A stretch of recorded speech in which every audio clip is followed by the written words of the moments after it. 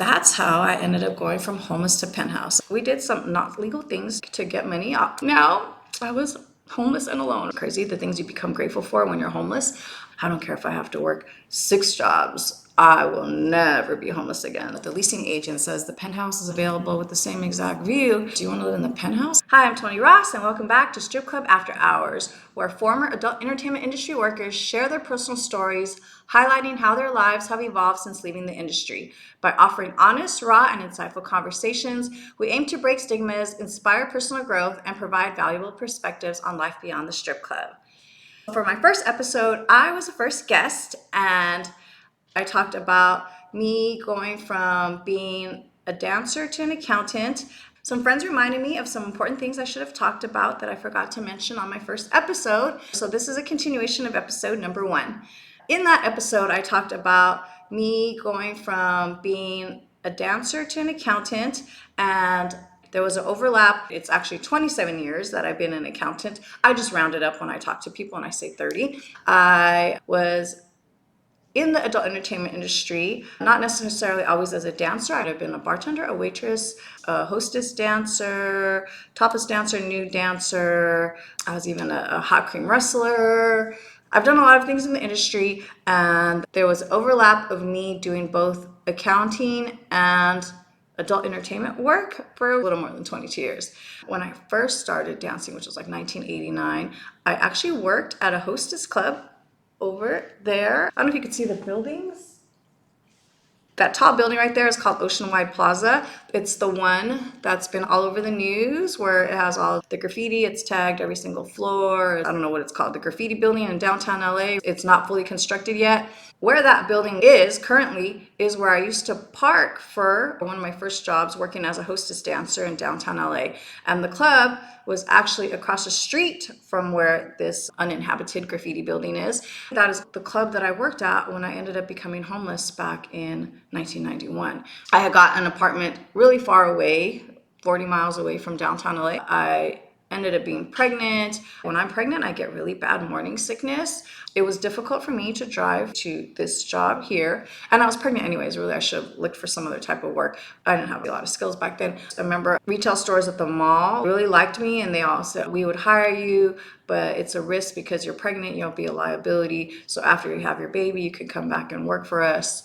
They have laws now, but back then, many places wouldn't hire me. That's why I didn't really look for other work. In 1991, I ended up becoming homeless. I couldn't make it to work because I had really bad morning sickness. And sometimes I'd be driving down the freeway to try to get to work, and I'd have to open the car door and throw up. I wasn't going to work. It ended up that I just didn't have the money anymore for rent for my place around November of 1991. I got one of those 3-day notices to pay rent or quit, which now I know when you get one of those notices, you can still stay past those 3 days. I've seen people stay months, years on that 3-day notice, which had I known that, I would have done that. But I didn't know, and I'm a rule follower, probably because I went to Catholic school. In 3 days, I wasn't going to have the rent. I had 2 kids at the time and an unemployed husband. We put our stuff in this storage thing that was in the carport of that apartment building. And then we lived in my car. We lived in my car for the next 3 months. So that is exactly 33 years ago this time. It was freezing. It was from Thanksgiving time, Christmas time, New Year's. I remember it was cold. It was raining. It was an El Nino winter here in California. That's what I really remember about being homeless, was just being really, really cold. I honestly don't even remember being hungry that much. But I was also grateful. Crazy the things you become grateful for when you're homeless. I was actually grateful that I was pregnant when I was homeless, because somehow when you're pregnant, your body kind of heats up more, because you're making this little baby, you got this little oven. So the fact that I was pregnant kind of kept me a little warmer, I think, than I would have been had I not been pregnant. The other good thing about being pregnant that I didn't think about until I started volunteering, passing out hygiene kits on Skid Row, was I didn't get a period. Honestly, to women who are homeless, my gosh, I don't know how you guys do it, being on your period and not really having the supplies needed, or maybe even a place to clean yourself up in. So gratitude that when I was homeless, I was pregnant, so that kept me warm and I didn't have periods. We did so many not legal things to get money to survive in that time. And Even though since 2019 to now, I do accounting for lots of nonprofit agencies. The first two organizations were actually nonprofits that provided homeless services or home services to the unhoused.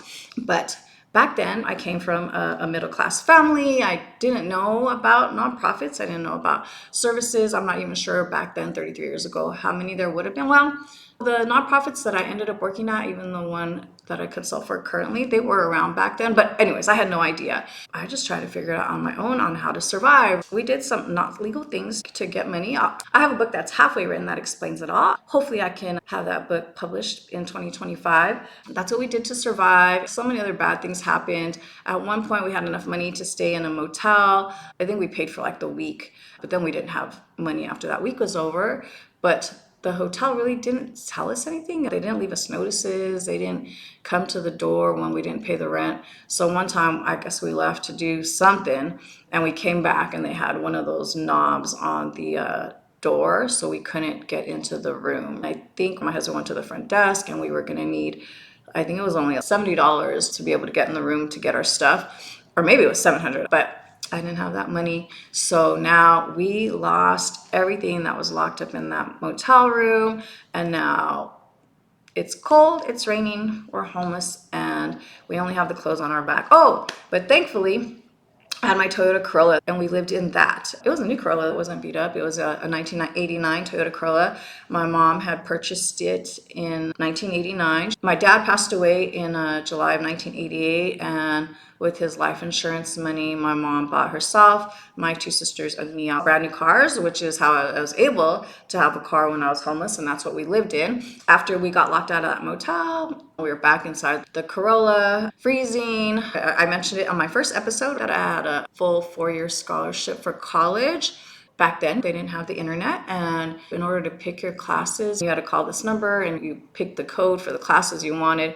Anyways, I remember being at the motel, and it was cold and raining, and so I was putting quarters in this payphone and trying to select my classes that I needed for the next semester. I remember it was pouring hard. Sometimes I tried to sign up for a class, but it was full. So now I needed to pick another session of that class, which means another class that I already selected for that time session I couldn't have. So I'd have to go back on the system, unassign myself from that class to assign myself to the class I wanted. Anyways, I remember it was cold, it was pouring, I'm pregnant, the rain is pouring down on me. Sometimes I would run out of change because it took so long to do this. I'd have to like put the phone down, run back to the hotel, hope nobody uses a payphone, go grab more quarters, go back to the payphone to put quarters in to try to get all these classes. Like I said, they locked the doors on us because we didn't pay daily fee for this motel. Now we have nothing but the clothes on our back, but I still, even though I was homeless and now I only had one outfit, I still went to class wearing that one outfit every time I had class on Mondays and Wednesdays. I somehow in my head, even though I was homeless, I knew education was important. If you want to know how we survived, we parked mostly at parks, so there was always a bathroom that we could use. So that's when we didn't have a motel, which was the majority of the time that we were homeless. When it got really cold, we'd park in carports. At least the rain wasn't coming down on the car and it felt a little bit warmer. And my two older kids, I had them staying with my ex-in-laws. So for most of the time, they were still in a nice warm home. I didn't subject them to all that. But every once in a while, I'd bring them with me to the hotel. I remember it was Christmas time too, and we didn't have any money. So I remember going to the dollar store, and I got each of them two $1 toys for Christmas. And so when they woke up, it was just on the floor by the door so they could feel like Santa came to this motel and got them gifts. A lot of bad stuff happened too. I was in a really abusive relationship at that time, and I got beat up really bad. I'll explain the story later. I'll get emotional if I talk about it now. But anyways, that husband ended up going to jail, and now I was homeless and alone. I tried to stay with a friend, but then her parents didn't let me stay there that much longer. I stayed in the car for a few more days, and then I just ended up calling my sister, and I just said, hey, I'm homeless, and can I just come home? So I was able to go back home in February. I was only homeless for 3 months, and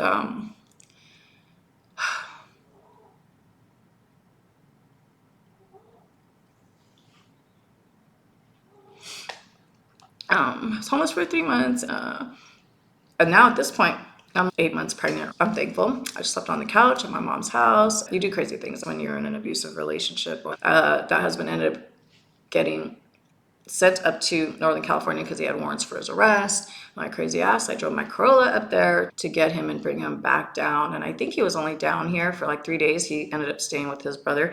And then I went into labor, and then I had my baby. And after he was 5 days old, I went back to working at the club that was over there. I made enough money, I think, within 2 weeks that we were able to move into a pretty nice 2-story townhome in West Covina, California. I believe the move-in was only $799, and somehow I came up with that, and we were able to get a place. I remember laying on the carpet downstairs of this 2-bedroom place. We had no furniture, nothing. And I had the kids with me and the husband and the baby, and I just remember saying, I don't care if I have to work 6 jobs. I will never be homeless again. That was just like a really rough, traumatizing experience. Oh, but then Skid Row too. I just want to bring that up. I live really close to Skid Row now, and I actually run with Skid Row Running Club. But back then, because I worked right here, I knew that Skid Row was not a safe place to go to when you're homeless, which is why we didn't go there. I learned now people go there because a lot of people come and they provide services, but all I knew was Skid Row was a bad place, an unsafe place, and we didn't end up staying there. That's how we stayed at different parks, like I told you, and then motels, mostly like in the Whittier, Covina, West Covina area. So then, fast forward, I had that 2-story townhome. A lot of other bad stuff happened to me, but we ended up moving to other apartments and then townhomes again. I was homeless in, what was that, 1991, and I would say they were pretty like decent, nice places. And then by the year 2000, so only 9 years later, I was actually living in a very, very nice 3-bedroom house in Chino Hills, brand new on a hill. It didn't have a nice view, but it had nobody in the backyard because it had this canyon, Carbon Canyon, as the backyard. But it was a really nice house. I really got out of homelessness or that state, or progressed, I think, rapidly. I felt like it was rapidly. And then to eventually another house in Montclair, Ontario.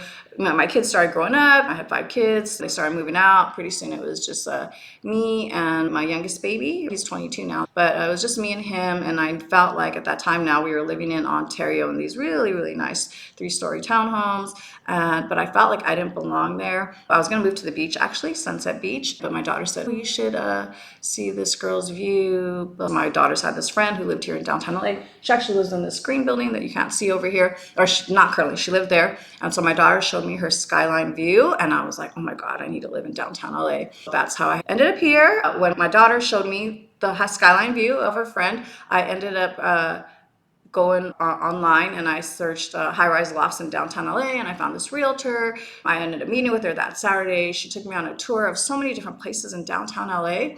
Some were only 4-story, 6-story buildings. I would look out the window, and the view was a homeless encampment. Another one was a view of an abandoned building with some of the windows broken out and the curtains hanging out. I was thinking, I am not paying this much money to have that as my view. We had looked at 5 or 6 places already, and it was not what I had envisioned. It wasn't that skyline view I had seen that my daughter had showed me. I ended up telling her, you don't understand. I said, I need to backtrack. When I was dancing and pregnant with my last son, I remember working at this club near Dodger Stadium, which I think it doesn't exist anymore, or the club doesn't exist anymore. And I remember meeting this guy who told me he had went to jail for tagging, but now he is a muralist, and I really wish I knew his name. But he was a muralist, and he was telling me that he had a loft in downtown LA with a view of Staples Center. And I remember at that time thinking, why would anybody want that? In my head, I still had that mentality that downtown LA was not a safe place. Even though I worked there at night, I just knew you come to work and you leave. Then later on, maybe in 2008, when I was bartending at Venus, the place where I have my run club at now, I met this fireman who was a customer. He ends up telling me the same thing. He was a fireman there in Orange County, but he told me that he lived in downtown LA and he had a loft with a view of Staples Center. And I thought, that's so dumb. Why would anybody want a view of Staples Center? So now here I am, it is 2015, and I'm telling this realtor, you don't understand. I need to have an apartment way up high in a high-rise building with a view of Staples Center. I don't know why I said that. Even though with those other 2 customers, I was like, who would want that? She took me to this building where I'm at while I was searching for high-rise lofts in downtown LA. This thing that kept popping up was this penthouse. I wonder if you could see it. I don't want to mess this up too much. Can you see it? That's the green building, and then there's a Ritz-Carlton. Oh no, I got disconnected. Hopefully you guys got to see the building that I was trying to show you. It was the Ritz-Carlton. They were advertising this penthouse, and it was $15 million. It was huge, though. I can't remember how many square feet that was. 2,000, 6,000. Honestly, I'm a minimalist. I don't need that many square feet to live in, and I don't have all my kids at home anymore. But I was intrigued. I was like, a penthouse. I was like, that'd be so cool to live in that. When I said I needed a high-rise building with the view of Staples Center, the realtor brings me to this building, and it was still brand new. Most of the floors were not fully occupied. The majority of the place was not fully occupied. Because 17 is my lucky number, I had said I want to live on the 17th floor, and I had picked this side with this view because, can you see it? Staples Center's over there. I'm leaving a 3-story, 3-bedroom, 2-bath, 2-car garage townhome in Ontario. It was really nice, brand new, to leaving that for a 700 square foot apartment that was double the amount of what I was paying in Ontario for 3 stories. One day, the leasing agent that was helping me calls me, Toni, are you sure that's where you want to live, on the 17th floor? And I said, yeah, 17 is my lucky number. And then he says, the penthouse is available with the same exact view. Do you want to live in the penthouse? And I said, the penthouse? And I said, what's the difference? Really, the only difference is the other floors have concrete ceilings and mine has a white ceiling. And the rent was only $300 more. In my head, I was like, 300 times 12, that's $3,600 in a year. $300 at that time, I was still doing bartending at night, accounting in the day. And I thought sometimes I end up picking up an extra shift. The girls who work on Fridays, sometimes they'd go to Vegas or wherever and they'd ask me to work. I could just cover a shift and that'll make up the $300, right? I said, hold on, let me ask my son. So I waited till my son got home from school and I said, hey, would you want to live in a penthouse? And he's like, hell yeah.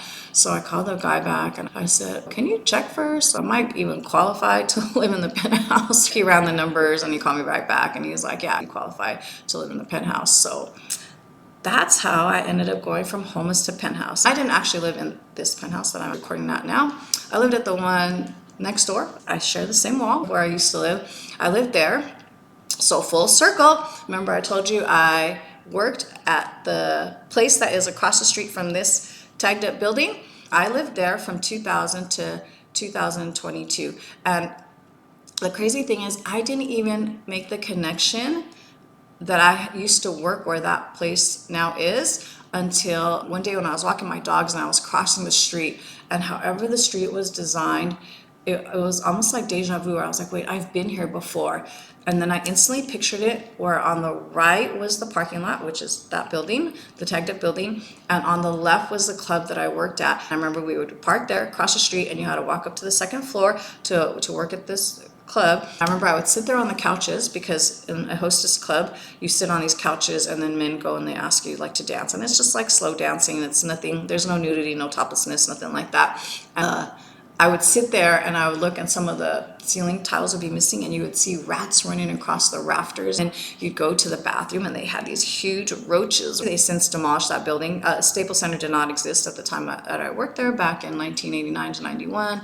Crazy, full circle. The building that I ended up living, I didn't live in a penthouse in that building, but still I lived in a luxury apartment on the same spot on earth where I used to work at just before I became homeless. I lived there for a couple years. I ended up coming back here, but my original penthouse apartment was not available. So I ended up moving to this one right next door, which is still has my same pretty high-rise view. I still got my view of Staples Center, and it's a penthouse. So crazy how I manifested a lot of things without really knowing that I was trying to manifest it.